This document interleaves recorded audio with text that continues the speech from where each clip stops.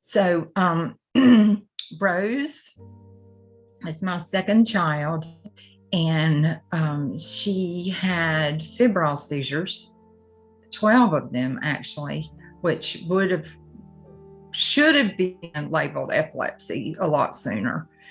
But you hope it's just the fever. And then when she was 4, she had a non-febrile grand mal, at least 40 minutes long. Stopped breathing, vomited, stopped breathing, turned blue, the worst of the worst. And that was our official epileptic seizure. And from there, age 4, we spent 20 years playing with medicine, struggling, playing is a terrible word, struggling with medicine. Red 40 is definitely her trigger. And she knows she won't eat anything colored. She won't drink anything orange, red, or purple, or even, indigo. I mean, she just is suspicious of red or any form of red. So yes, she definitely had a food trigger. And no, we didn't do modified Atkins. And I think that would have saved us a lot earlier, because I really think one of her toxic foods was and I hope I don't get sued for this, the Pop-Tart. I hated the Pop-Tart, but it was all she would eat in the morning. And her then general practitioner said, "That's not food." And I was like, yeah, it's not food. It's like cardboard and slimy sugar, but that's all she'll eat for breakfast. I shouldn't have bought them, but here comes some cuckoo.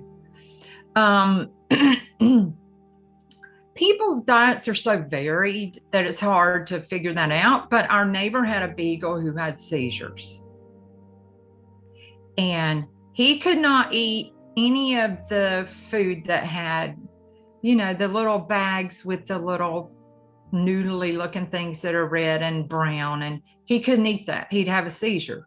So they knew he couldn't have red dye. And so we said, and then, and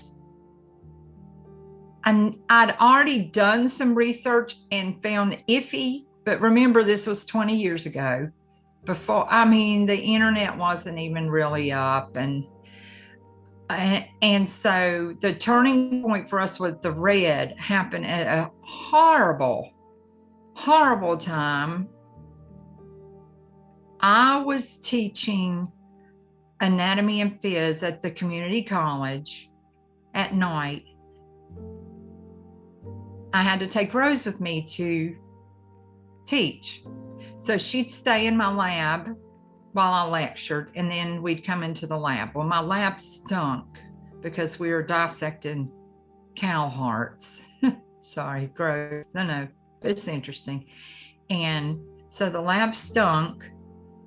And so she went status in my lab on the floor.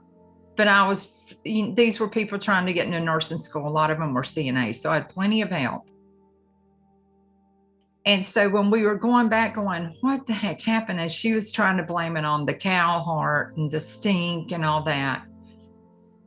We looked back at what she had drank. And in the hospital, she drank a red Gatorade from the machine. And then on the way, we'd stopped at a fast food place and she'd gotten a cheerwine float.